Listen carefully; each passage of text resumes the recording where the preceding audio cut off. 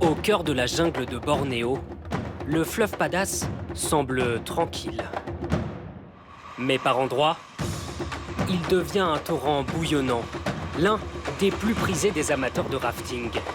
Des montagnes russes impossibles à affronter. Oh la vague! Sans risquer la chute. Aucune route ne permet d'accéder à cette partie reculée de l'île de Malaisie. Seul ce train s'enfonce 2 fois par jour dans la jungle, en longeant le fleuve. Tu penses qu'on va avoir des gros rapides? J'espère, oui.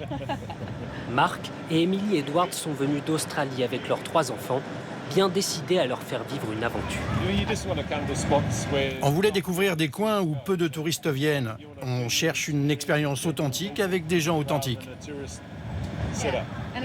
Et un peu d'adrénaline aussi. Après 3 quarts d'heure de trajet, le train arrive à Pangui, 500 habitants, dont certains ne vivent que du tourisme lié au rafting, comme Elir Bin Roulin. Il n'y a que la jungle ici. On est dans un parc national. Il n'y a que la forêt autour de nous. C'est vraiment isolé. Aujourd'hui, il sera le guide de la famille Edwards. Vous pouvez prendre vos gilets et vos casques. Avant d'embarquer, quelques consignes de sécurité, car la descente peut être dangereuse. Si vous tombez du bateau, laissez-vous porter, les pieds bien devant pour voir si un danger arrive. Mais tout le monde n'est pas très rassuré. Est-ce qu'il y a des crocodiles ou des serpents? Peut-être que vous verrez des crocodiles, mais ce sont des petits. Ils sont végétariens. Les raftings à l'eau, c'est le début d'une descente de 9 km à travers la forêt tropicale. Mais le fleuve ne leur laisse pas le temps d'apprécier le décor.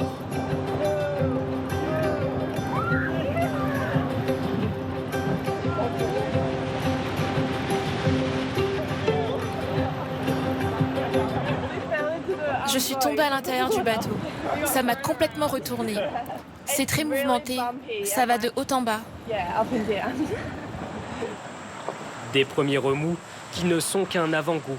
Les prochains rapides se présentent déjà. Bonne chance.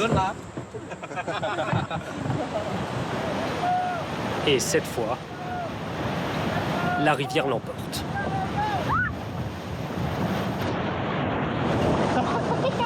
Ah, on est à l'eau! Je suis tombé!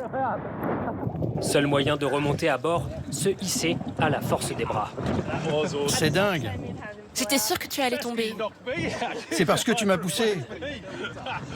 À mi-chemin, il est temps d'une petite pause et de constater que dès les premières vagues, les craintes ont disparu. Au début, je ne savais pas à quoi m'attendre. Mais en fait, c'est vraiment amusant. C'est des montagnes russes, sauf que vous finissez trempés. À peine le temps de souffler, Il nous reste 2 gros rapides. Le prochain, on l'appelle la machine à laver. un rapide classé niveau 4 sur 6. Des courants imprévisibles, impossibles à franchir sans l'aide d'un professionnel. On l'appelle la machine à laver parce que le bateau peut rester bloqué et se mettre à tourner comme dans une machine à laver. Dernière sensation forte et dernière chute de la journée.